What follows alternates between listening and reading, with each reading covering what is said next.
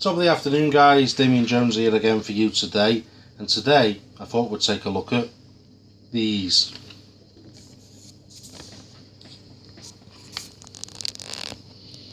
These are Universal Monsters, classic movie monsters by Imperial Toys, from the 1980s. These are what I had when I was a kid. These aren't my exact ones, these are ones which I've collected since. I've got great memories of these as a kid. As I say, you've got a lot of different brands of these Universal Monster toys come out now. You've got Sideshow, and you've got, I believe, NECA and Funko, and all these other different ones now. And obviously they're really well sculpted and everything. But back in the 80s, when I was a kid, if you wanted a Universal Monster, you're pretty limited. Back in 1980, Remco brought out little 3 3/4 inch figures, similar to Star Wars figures. There was a collection of 8 of them. They were called the Mini Monsters, Universal, by Remco Toys. Unfortunately, I didn't have any of them. I had to wait till a little bit later on, because in 1986, Imperial Toys brought out these 8-inch figures, and I've got really fond memories of these. I love these. There was 4 of them. There is a mummy, Dracula, the Wolfman, and Frankenstein. Now, I do have the mummy, and it's the actual one that belonged to me as a kid, but I don't have it here with me today to show you. And I certainly wasn't going to buy it again. So these are what I've collected from the internet to show you. Basically, Imperial Toys, those of you who were brought up in the 70s and 80s, your toy dinosaurs, your farmyard animals, your Godzilla, if you were into them, and King Kong, they had the license for that as well. That's basically what they used to make, but they also for a time had the license to make figures of the Universal Monsters, and we're going to take a look at these today. Although I don't have the mummy here, I have photographs on my phone which I'm going to share with you, and also show you what these look like carded. But first of all, we shall take a look at this guy. This is Dracula, and Dracula played by Bela Lugosi in the 1930s. His arms move up and down, and the head moves. And that's pretty much all the articulation you're going to get on these figures. This Dracula, he's probably the rarest of the 4 by Imperial Toys to get. He's the rarest. So I'm going to swivel around so you can take a look at him. Although the body's a bit chunky and everything, if you take a look at the head sculpt, that's actually not too bad a likeness of Bela Lugosi, isn't it? I bid you welcome to my house. And I also love the ring detailing that they bothered to put on his hands as well. So there's Dracula, was played by Bela Lugosi. We have the Wolfman. Give him a twirl for you. He's a nice, bright, colourful figurine. I never had this guy as a kid. I only had Frankenstein and the Mummy. I never had these two that I've just shown you now, which is why they're even more special. This figure is absolutely mint condition. With being quite a larger figure, these are usually all banged up and play worn and everything, but this is absolutely mint. There's barely a scuff on it, apart from on the nose. Again, the head moves from side to side, the arms move up and down, and that's your lot. On the back, whether the camera will pick it up or not, you'll see the stamp for Imperial Toys.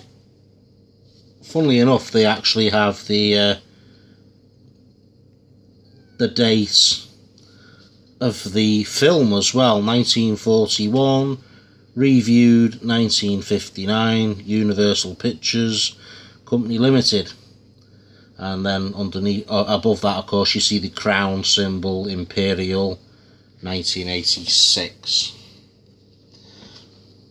And there's the Wolfman in his sort of orange trousers and bright red shirt. Funnily enough, I don't think Lon Chaney would have worn bright orange trousers. I don't know where the hell they imagined the colours for this one from, to be honest with you, but there you go. It's a great figure. It's got a nice wolfy face. He looks slightly surprised though.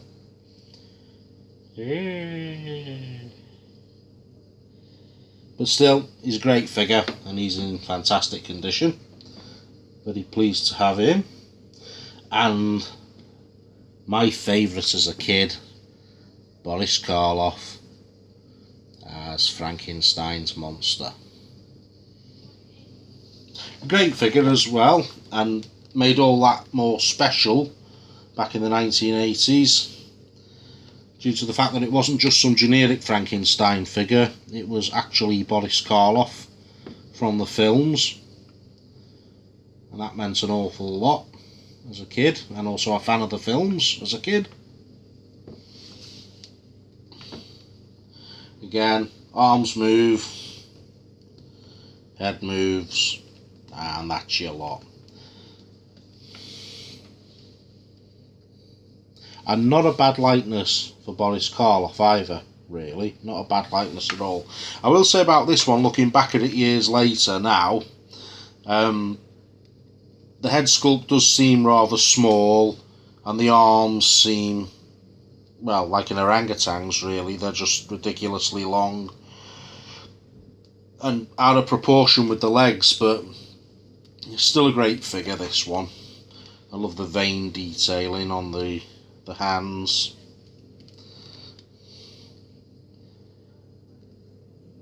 Scar on the head and the bolts. This one's had considerably more playwear than the rest. Surprise, surprise. Somebody loved this one, just as I loved my one as a kid. And other than that, there was the Mummy, which unfortunately I don't have here to show you today, because that'll be packed away somewhere in the attic, maybe at my mother's house, and I didn't want to go out buying it again. Because as I say, I mean, these things, if you want to try and collect these four figures now, it all depends on condition really, and seller, and also rarity. The rarest out of these is Dracula. I've seen him going on the card for about 40 quid. Loose like this, you could pay 20-30 quid for him. 15 for the Wolfman, maybe. In that condition, probably more. Frankenstein's quite a common one. You can find him quite, he's quite readily available, that one. You probably pay a tenner for him. The Mummy as well, it's another quite difficult one to come by, and I've seen that go for about 30 quid. But I would recommend, if you're going to try and collect these, don't pay more than a tenner for them, because it's just madness, really, isn't it? Unless the carded, that is, anyway. And the cards in themselves were ingenious at drawing the kids' eyes in. I remember in Toy and Hobby seeing the Frankenstein figure when I was a kid, and I had to have it, and I was lucky enough to get Frankenstein and the Mummy for my birthday, and I was absolutely chuffed with them. My Frankenstein, it's probably lost. If I remember correctly, it's in terrible condition now, my one. So this is why I've rebought Frankenstein. The Mummy didn't get quite so much playware out of that, so I thought there's no way I'm gonna, put my hand in my pocket and buy it again. But I'll show you the Mummy now anyway on the card. This is what they will have looked like, brand new. There's the Mummy, as played by Lon Chaney in the 1930s. As you can see, classic movie monsters, the Universal logo, the title of the character, and these wonderful backgrounds that they had on the cards as well, which just sort of got the kids' imagination going. I remember opening that on my birthday. These are just pictures I've pinched off the internet to show you what they will look like. So there's the Mummy. Okay.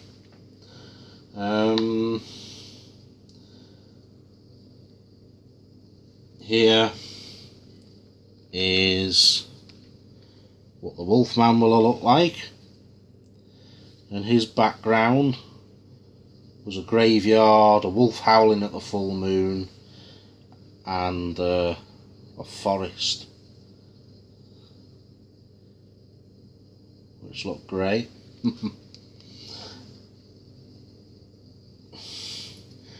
Here's what Dracula on the card will have looked like back in the day. You see the Gothic staircase and the candelabras there, just like out the film. And last but not least, here's what Frankenstein will have looked like on his card back in the day. You see these big electricity pylons, and the look of the lab in the background. It's just fantastic, and as I say, just seeing these cards again really does invoke a lot of memories for me. And also, I have a stock photo of what the back of the cards had on them. They had these cartoony sort of images of the figures to collect in the series, and as we can see, there's 4 of them. And that's that. And those, folks, are the classic movie monsters by Imperial Toys, and they're out there, and if you are a collector, go grab them because they're fantastic.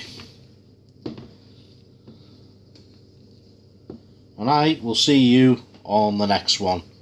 Cheers for watching, bye for now.